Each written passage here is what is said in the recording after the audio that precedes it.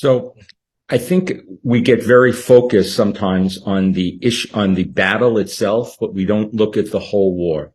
We cannot view this in isolation. This is all part of a grand Iranian strategy to intimidate and control the Middle East, destroy Israel, chase America out of the Middle East. And it empowers not only Iran, but its allies, the Chinese and the Russians. Not addressing the real power behind the Houthis, the Iranians, and making them pay for their actions. That is the real problem. It's analogous, if you will, to what's going on in Gaza. The Israeli Hamas conflict is a battle and a much larger Iranian war for control of the Middle East. We need to remember what's going on here and why this is dangerous, specifically in the Red Sea. The UN has said, and I want to quote, "No cause or grievance can justify continuation of these attacks against the freedom of navigation." The Houthis are empowered. The Iranians are empowered. The Iranians look at what the Houthis did to the Saudis, who could not defeat them. The Saudis are an equal rival to the Iranians as the Israelis are. And so you need to have this greater perspective to understand what's happening here in the Red Sea. My country, the United States, this is not the first time the Houthis have targeted American vessels. Back in 2016, the Houthis fired missiles at a U.S. naval destroyer, and not once, but more than once. And America responded by firing missiles, destroying Houthi radar stations. We have most recently formed something called Operation Prosperity Guardian to keep the Red Sea open. America is the only guarantor in the world to keep freedom of navigation in international waters. And the one thing, I'll give you one good thing before we go on.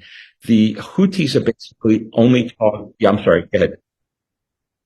Because this is Iranian directed, Iran is not paying a price.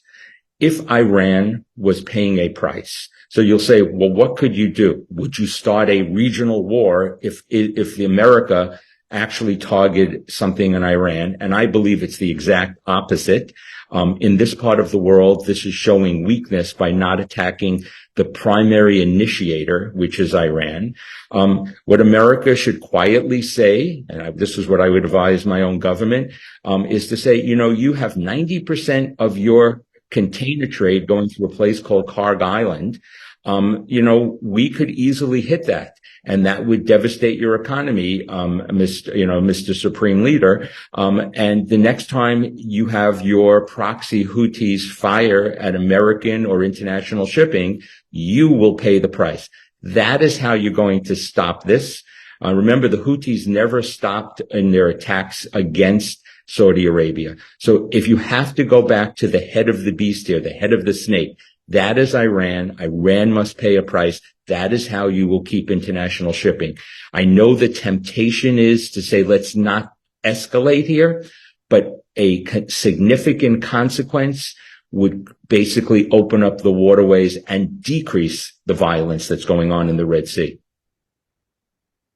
So let's talk about I'll give you one good thing. The Houthis, under direction of Iran, are targeting mainly container ships. They have not been targeting primarily oil transit. So oil prices have not gone up very much, but they can change at any time. That possibly is due because the oil, most of it's transited, is going to China, an Iranian ally. So let's talk about how much damage is going on. Every trip that they don't go through a container ship, that doesn't go through the Red Sea, go through the Suez Canal, through the Red Sea, from Europe to Asia, which is 40% of their trade, costs an extra $1 million in fuel costs. This is diverting $200 billion in trade. This is 1/3 of the trade of container trade in the whole world. So this is a huge problem if it goes on longer. If the decision is made that we can deal with this, and we're going to just deal with the costs, that is a mistake because inflation already has gone up. There are projections from a number of economic think tanks that with time, this could affect the worldwide economy. Again, just dealing with the Houthis, a significant response against the Houthis would be fine without making the Iranians pay. This is going to be turned on and off whenever Iran wants it to, and they will pay no price.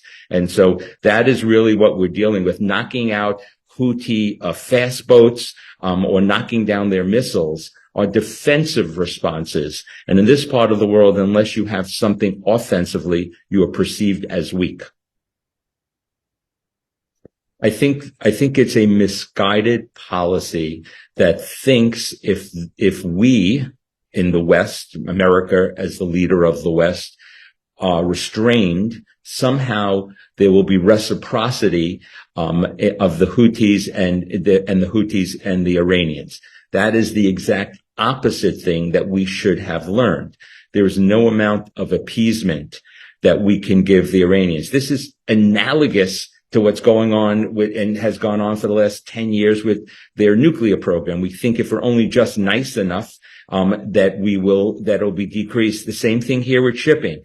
Iran, if it does not pay, with enforced sanctions on Iran directly, or some type of kinetic response to something Iranian that they really care about, then this will continue. The key here, the Americans my government is just preoccupied in limiting this regional war. It's the same reason they're pressuring Israel not to respond to the Hezbollah attacks, another Iranian proxy. It's all part of this same giant war. So this is just one battle with an Iranian war. And again, we kind of close our eyes to that because we fear escalation, and what we're actually doing is inviting escalation by not making Iran pay a consequence. My pleasure.